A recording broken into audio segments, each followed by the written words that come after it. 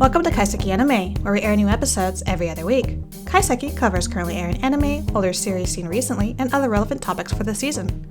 I'm your host Marina of the blog Anime BNB, and with me is my co-host Draggle of the cleverly titled Draggle's Anime Blog. This week, we discuss two of the greatest anime of all time, AKB 0048 and AKB 0048 Next Stage. Draggle, I want you to know, you just edited that little blurb. I did not type the greatest anime of our age. I don't remember modifying anything. You just slipped that in there so naturally. I'm just stating the facts. Okay, well, the reason why we're talking about these two shows today is because we've been talking about anime for a very long time now, for quite a few years. And multiple times, countless times, you have brought up this franchise and constantly asked me if I've watched it. And my answer was always no. Recently, I don't even remember what caused it, but we made some agreement to where I said I was going to watch AKB 0048. Really? And I finally did. I don't Both remember seasons. making an agreement either. Wait, was I supposed to do something? I think maybe you watched anime movies or something, and then I agreed to watch these, or maybe you watched a show of mine that I liked. And I don't remember. It was definitely done out of a sense of exchange. Okay, well, as long as I did my part, because I forgot what you did I your part. So yeah, no, I already forgot, but I knew that it was my turn to do my part. Okay, good work. Yes. So what did you think? I watched AKB quite a bit before the sequel, and you already, I think, saw my review of it. I wrote about it, and you weren't the happiest with my thoughts, but that doesn't mean I disliked it. I obviously liked it enough to go ahead and watch the second season, which I don't think you required of me. I just went and did it. Okay. And what did you think of that one? Well, my opinions of them are fairly similar, although I do have to say I think the second one was more entertaining. It's hard to say.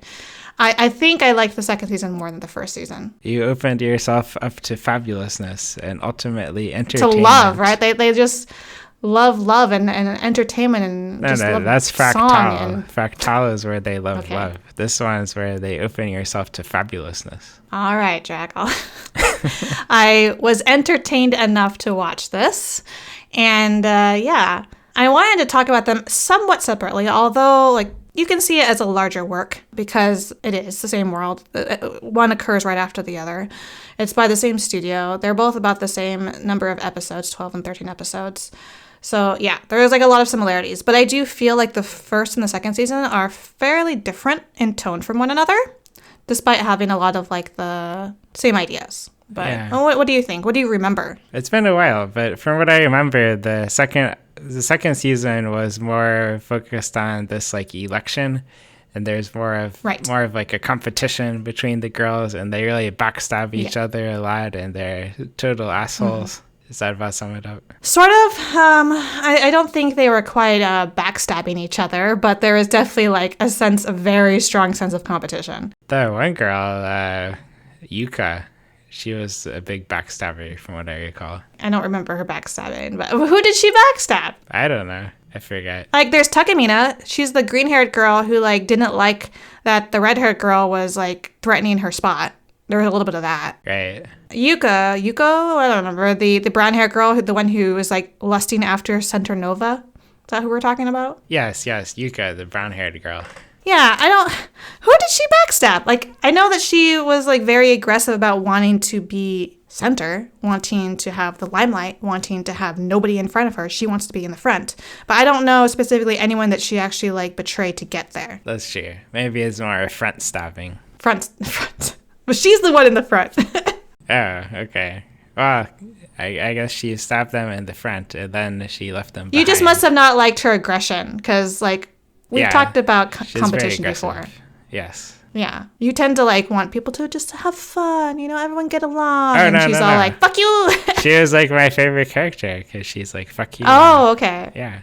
She is the most entertaining. It's interesting that you're okay with the spirit here, in this setting, as opposed to, in sports anime, you're just nah, I don't want any of that. That's because I feel this one really makes you, I don't know. I'm just incapable of caring about sports is the main problem, I think. I know, even when the story's so good. But here you care. Exactly. It's idols, music, entertainment. Okay. Well, let's rewind a bit. Let's go back to the first season, because I think the reason why I liked the second season more than the first season, a very clear reason why, is because I knew the girls better.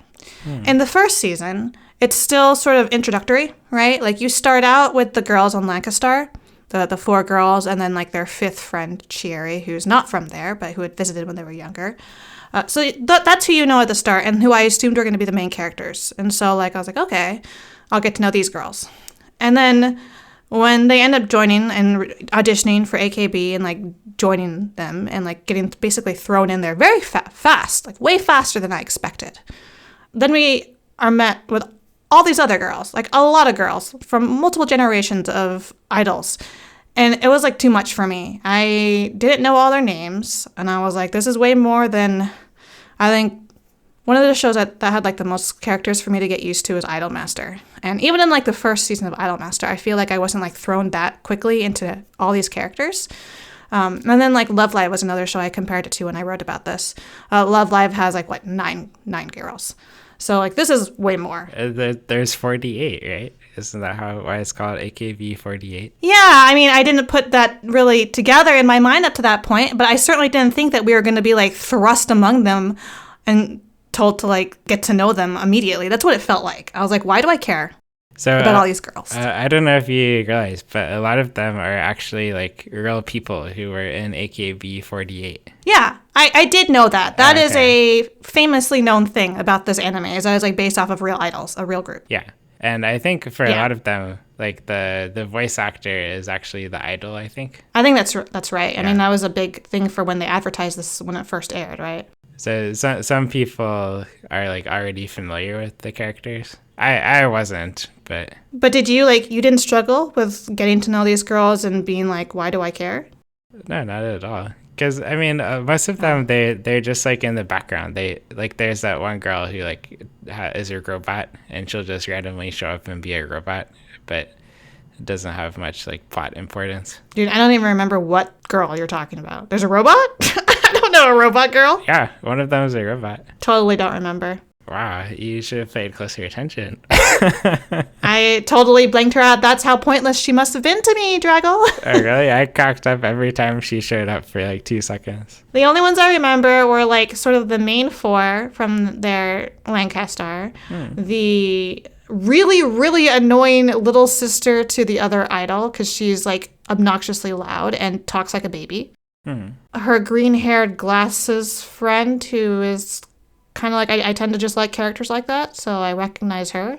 And then, like, the few members of, like, the 2 of the 75th generation, which are notable because they're the only 2 left. And they like to harp on that repeatedly. Yeah. And then, like the current members of the main group, the successors. Yeah. I kind of recognize and recall all of them, but I didn't really, like, care about them. I also especially didn't care about, like, the generation, it must be the 76th, I think, the ones that are after the girls that are the only 2 left, because they were, like, rude to them and, like, make them feel bad about being the only ones left and still haven't succeeded. Yeah, I don't care about them. They're just whatever. I see.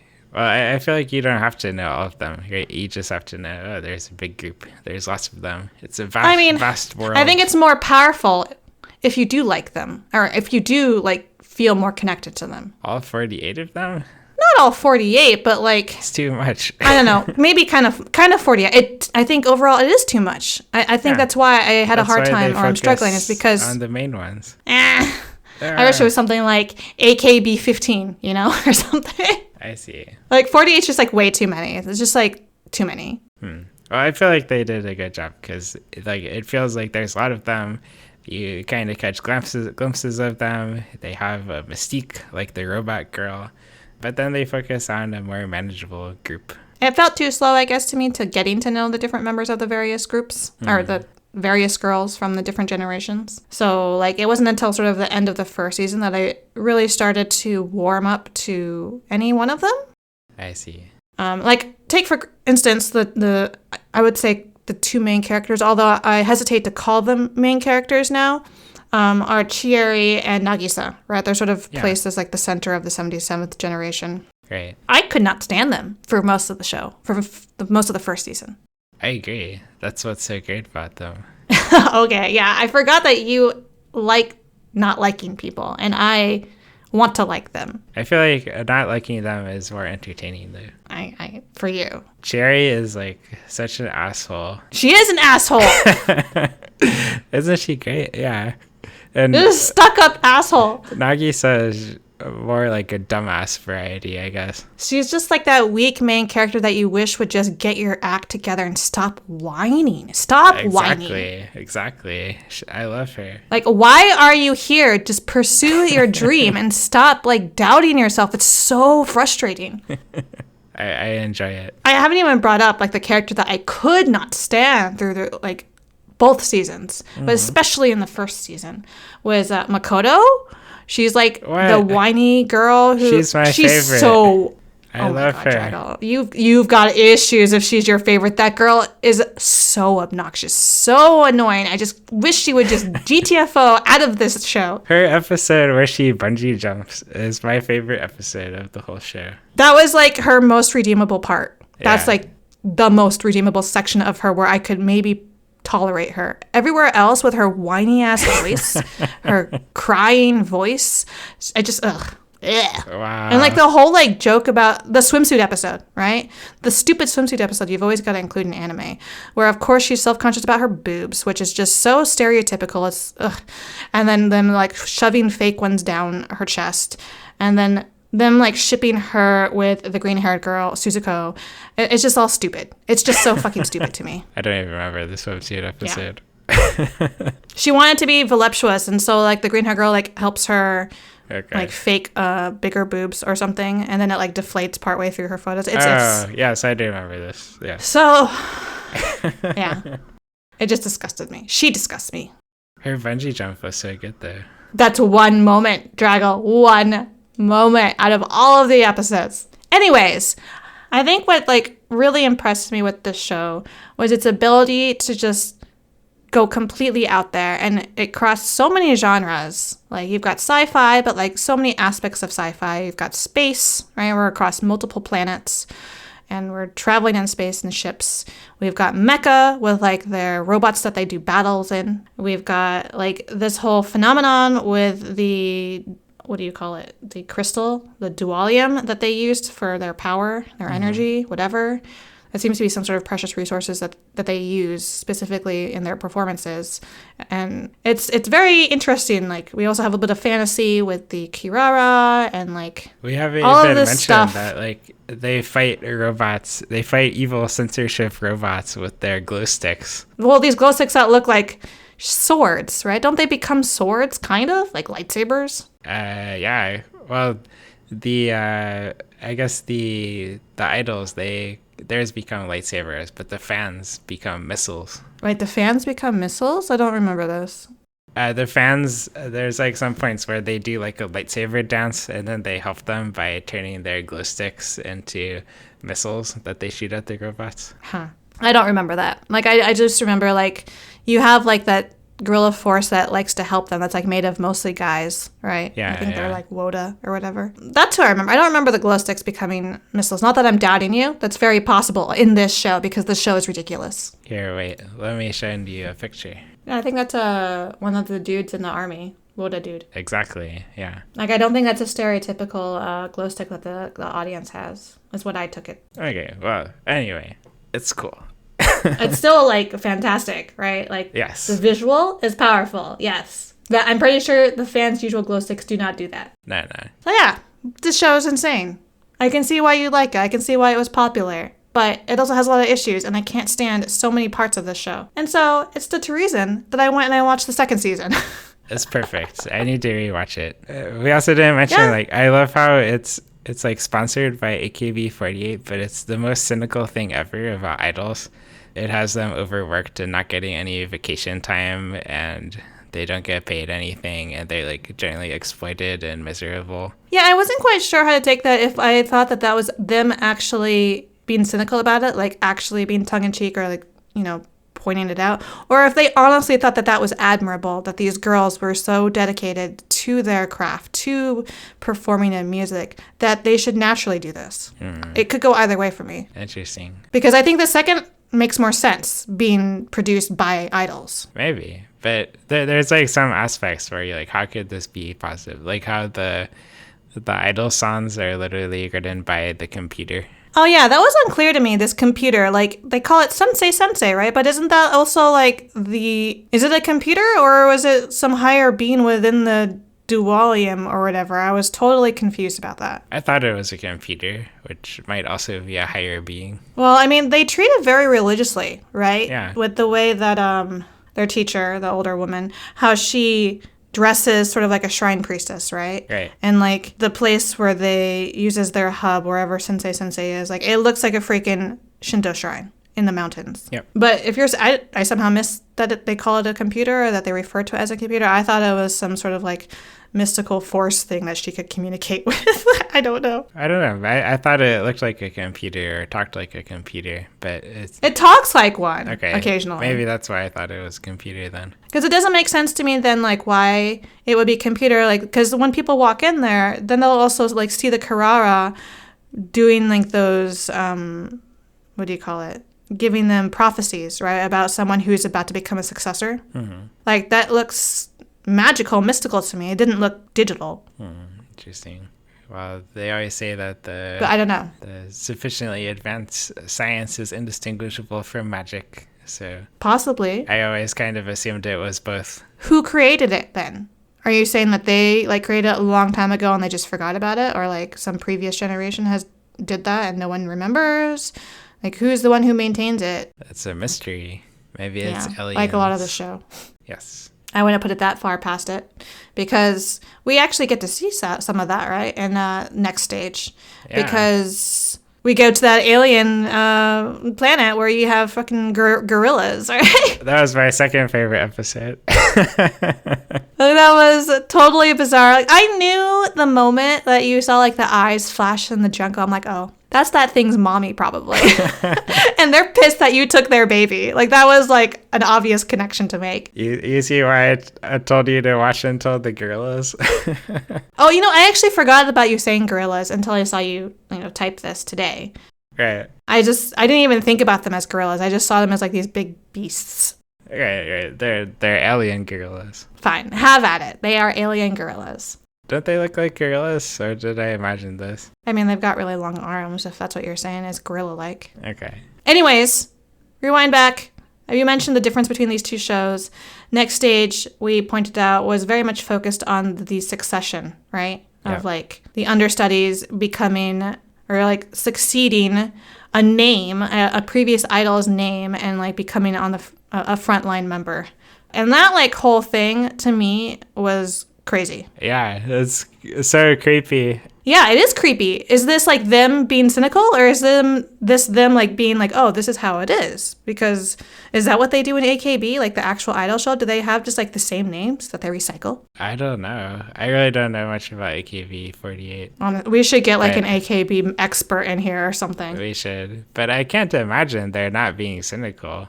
It just seems so obviously creepy. How could you not think it's creepy? I mean, you just got to put yourself in the right mindset and see it from their point of view, right? You're not actually becoming the other person so much as your outlook aligns with theirs. And so that's how you're able to put on the mantle of their name. It still seems creepy to me, but... Yeah, that was a stretch, right? Like, I said that and I was just like, yeah.